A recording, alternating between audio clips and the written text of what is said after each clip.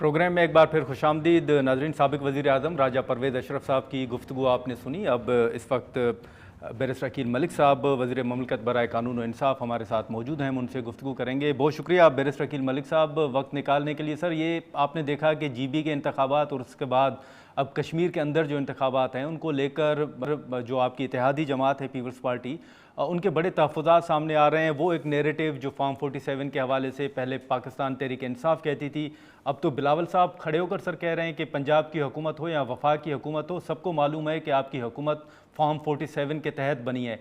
ये इख्तिलाफ़ात आप समझते हैं कि ये इंतखाबात की हद तक महदूद रहेंगे या इत्तेहाद में कोई दरार आपको नज़र आ रही है? बिस्मिल्लाहिर्रहमानिर्रहीम। गुरबानी साहब बहुत बहुत शुक्रिया। देखिए, सियासी पॉइंट स्कोरिंग या एक बयान बनाना और उसको फिर नैरेटिव में मेकिंग के साथ फिर उसको सेल करना, अब यहाँ पे इंतहाई मुझे अफसोस हुआ इस बात पे कि you know peoples party has stoop to this level कि हमारे साथ वो इत्तेहादी भी हैं फेडरेशन फेडरल इसमें टेरिटरी में इस्लामाबाद में, और फेडरल गवर्नमेंट में हमारे इत्तेहादी होने के साथ साथ दीगर जगहों पे भी आप देखा कि बलूचिस्तान में भी वो इत्तेहादी हैं। उसके अलावा सारी आईनी पोजीशंस की कॉन्स्टिट्यूशनल पोजीशन सदर पाकिस्तान से लेके चेयरमैन सेनेट से लेके गवर्नरशिप से लेके डिप्टी स्पीकर से लेके मतलब और उसके साथ साथ हिस्सा बकदर जुस्सा जो जो अपॉइंटमेंट्स होती हैं उनका वो हिस्सा भी होता है, क्योंकि जाहिर बात है वो कहते हैं हम आपके इत्तेहादी हैं, हमारे बगैर तो आप बिल्कुल जीरो हैं। तो कानून साजी का भी यही हाल है, और कानून साजी भी इसी हवाले से ही उनकी इजाज़त के बगैर नहीं हो सकती, उनको ऑन बोर्ड लिए बगैर नहीं हो सकती। तो इत्तेहादी का काम फिर ये नहीं होता कि अपनी तमाम बातें मनवाए और तमाम की कॉन्स्टिट्यूशनल पोजीशंस पे रहे, तमाम मज़े ले, और उसके बाद फिर सारे हाँ। वो एन्जॉयमेंट करने के बाद कहे कि नहीं जी, ये तो 47 की हुकूमत है, फॉर्म 47 के लोग हैं।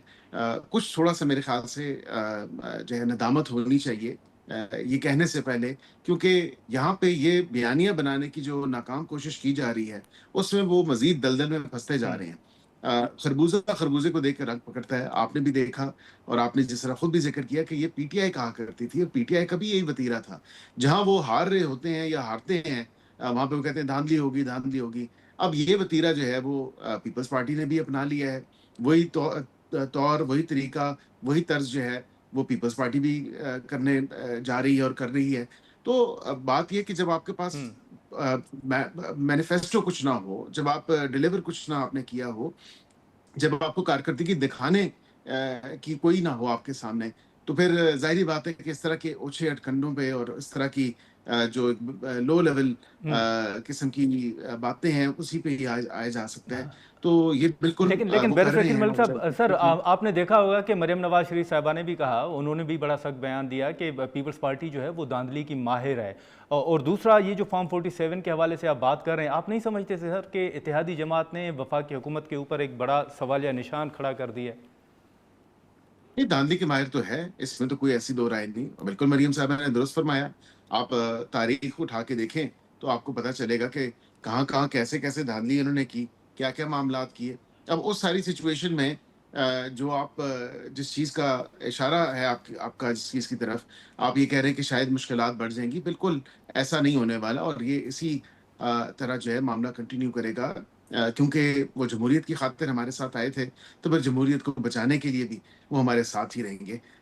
तो हमें इस चीज़ से कोई फ़िक्र नहीं नहीं, है। लेकिन बैरिस्टर वो अकील मलिक बिल्कुल साहब, आप समझते हैं कि पीपल्स पार्टी धांधली की माहिर है, पीपल्स पार्टी कह रही है कि आप धांधली करके आपने हुकूमत बनाई है, तो फिर ये पीपल्स पार्टी हो या मुस्लिम लीग नून हो, सर क्या मजबूरी है कि आप इत्तेहादी हैं? देखिए, वो तो कह चुके हैं, उनकी पार्टी के लोग कह चुके हैं, ये ज़बरदस्ती की शादी है। मेरे ख़्याल से तो एक तलाक दे भी चुके हैं। अब दोबारा रुजू हो जाएगा, और खुले के की नौबत नहीं पड़ेगी, और मेरे ख़्याल से उससे पहले ही जो है वो सालसी किरदार अदा हो जाएगा। सालिस के पास जाएँगे आर्बिट्रेशन काउंसिल में, और दोबारा जो है वो दोनों फ़रीक़ैन एक-दूसरे से रुजू करेंगे।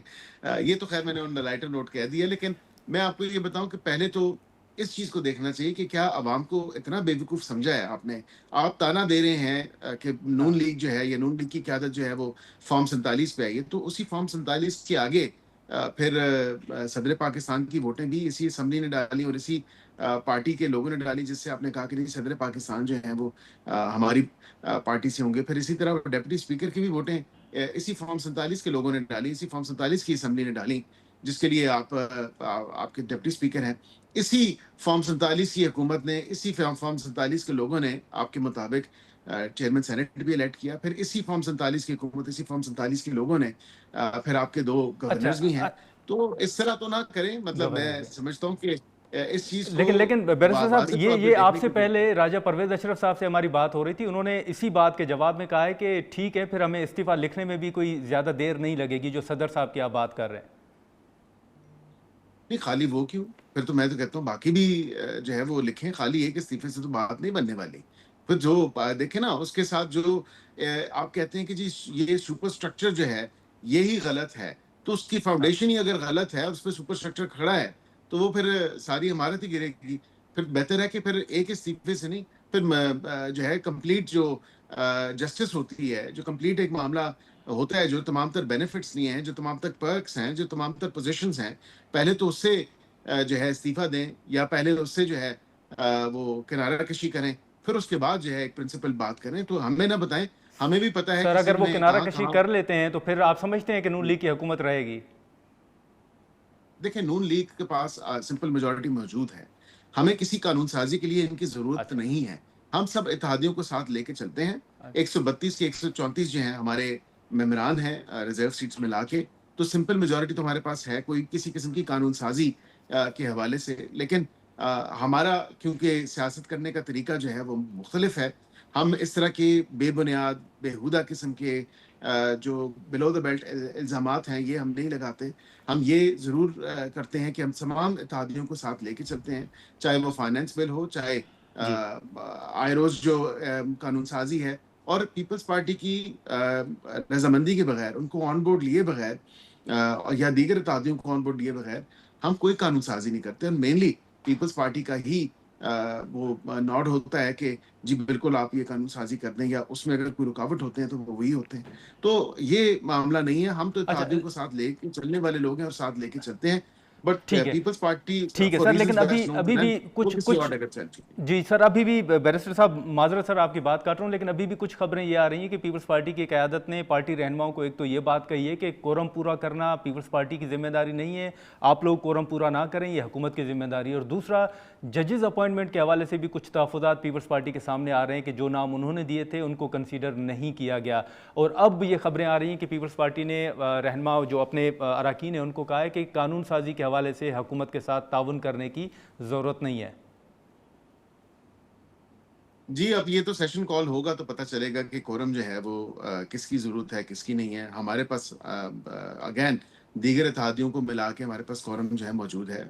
इवन पीएमएलएन अलोन, जो नंबर्स मैंने आपको गिनवाए 132 138 जो नंबर्स हैं, या 134 हैं, I don't remember on top of my head. लेकिन मैं ये ज़रूर आपको कह सकता हूँ जी। कि कोरम जो है वो पाकिस्तान मुस्लिम लीग नून खुद ऑन इट्स ओन भी पूरा कर सकती है। उसके लिए जो है कोई ऐसी बात नहीं। हाँ, कानून साज़ी क्योंकि बिज़नेस एडवाइज़री कमेटी है, उसमें जाती है, और उसमें ज़ाहिरी बात है कि मामलात को देखा जाता है, स्पीकर साहब उसको हेड करते हैं, वहाँ पे मामला डिस्कस होते हैं। अगर ये वोट नहीं करते तो सिंपल जो अगर कोई मेजॉरिटी के थ्रू लेजिस्लेटिव मामलात हैं, जो इम्पोर्टेंट लेजिस्लेशन है, वो बिल्कुल हम उसको कर सकते हैं। हमें इस इत्तेहादी के बगैर भी वो कानून साज़ी हो सकती है। और दीगर जो बात की कि उसके अलावा जो अपनी पार्टी का इजलास बुलाए, बिल्कुल जजेस वो इजलास अपॉइंटमेंट। बुलाएं, अपनी पार्टी के मामलात वो डिस्कस करें, जो वो करना चाहते हैं। जहाँ तक जजेस अपॉइंटमेंट है, वो एक कह लें जो नोटिफिकेशन का सारा मामला है, ये समरी मूव हुई है जुडिशल कमीशन ऑफ पाकिस्तान की तरफ से, ये उनकी रिकमेंडेशंस हैं। हमने तो एक पोस्टमैन का काम करना होता है, और हम समरी वहाँ से ministry of law and justice से भिजवा देते हैं। वो भी मैं समझता हूँ कि 1-2 दिन में हो जाएगी, क्योंकि वो कानूनी और आईनी तौर पे रोक नहीं सकती। नाज़रीन, यहाँ पर एक मुख्तसर सा ब्रेक लेते हैं और ब्रेक के बाद मज़ीद कुछ सवालात हैं वो हम बैरिस्टर अकील मलिक साहब के सामने रखेंगे और उनके जवाब जानने की कोशिश करेंगे।